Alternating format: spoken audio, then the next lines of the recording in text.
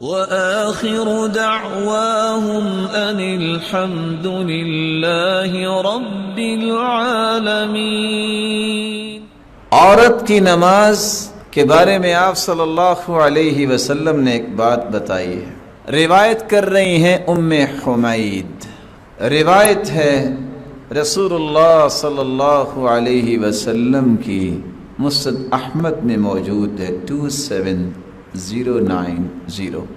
اللہ کے رسول کے پاس یہ آ گئیں، کہتی ہیں یا رسول اللہ صلی اللہ علیہ وسلم انی احب الصلاۃ معک، میرا جی چاہتا ہے میں آپ کے ساتھ نماز پڑھوں۔ اس سے بڑی کوئی خواہش ہو سکتی ہے؟ جس کو نبی کی امامت میں نماز پڑھنے کا موقع مل جائے، اس سے کوئی خوش نصیب ہے؟ آپ صلی اللہ علیہ وسلم نے فرمایا میں جانتا ہوں، قد علمت انک تحبین الصلاۃ معی، میں جانتا ہوں کہ تم میرے ساتھ نماز پڑھنے کو پسند کرتی ہو، لیکن میں کیا کہنا چاہ رہا ہوں؟ آپ نے کیا فرمایا؟ وصلاتک فی بیتک خیر لک من صلاتک فی حجرتک، جو آپ کے گھر میں نماز ہے وہ نماز آپ کے جو حجرے میں نماز ہے اس سے بہتر ہے۔ وصلاتک فی حجرتک خیر من صلاتک فی دارک، جو تم حجرے میں نماز پڑھو گی وہ نماز بہتر ہے اس سے جو تم اپنے دار میں پڑھو گی۔ میں وضاحت بعد میں کرتا ہوں الفاظ کی، بیت، حجرہ، دار۔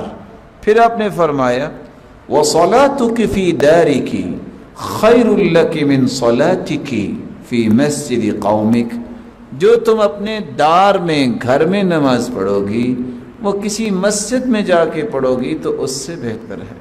پھر آپ نے فرمایا وصلاتک فی مسجد قومک خیر لک من صلاتک فی مسجدی، تم قوم کی مسجد میں جو آپ کے قریب مسجد ہوگی اس میں نماز پڑھو گی تو میری مسجد سے بھی وہ نماز بہتر ہوگی تیرے لیے۔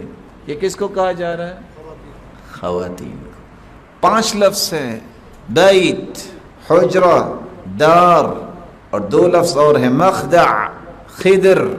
یہ 5 لفظ عورتوں کے لیے استعمال ہوئے ہیں۔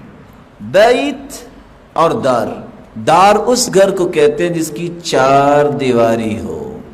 بیت کا معنی کرنے والوں نے کیا ہے آپ اپنے بیڈ روم میں نماز پڑھیں گی تو یہ بہتر ہے اس سے جو آپ اپنے حجرے میں بالا کونے میں پڑھیں گے، برآمدے میں پڑھیں گے، اور جو آپ حجرے برآمدے میں پڑھیں گی وہ بہتر ہے جو آپ سین میں پڑھیں گی۔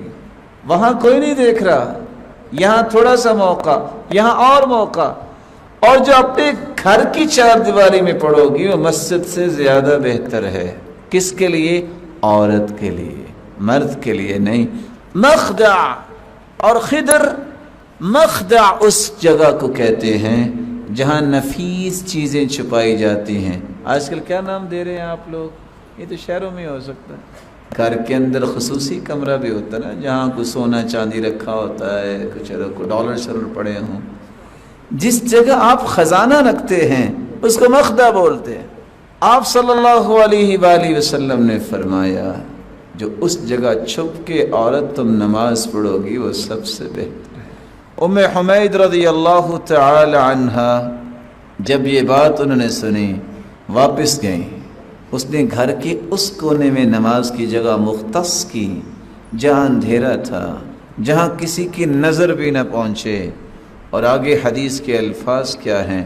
رسول اللہ صلی اللہ علیہ وسلم کی صحابیہ فَكَانَتْ تُصَلِّي فِي حَتَّى لَقِيَتِ اللَّهَ عَزَّ وَجَلَّ، پھر اس نے وہاں ہی نماز پڑھی یہاں تک کہ اپنے رب کے پاس چلی گئی۔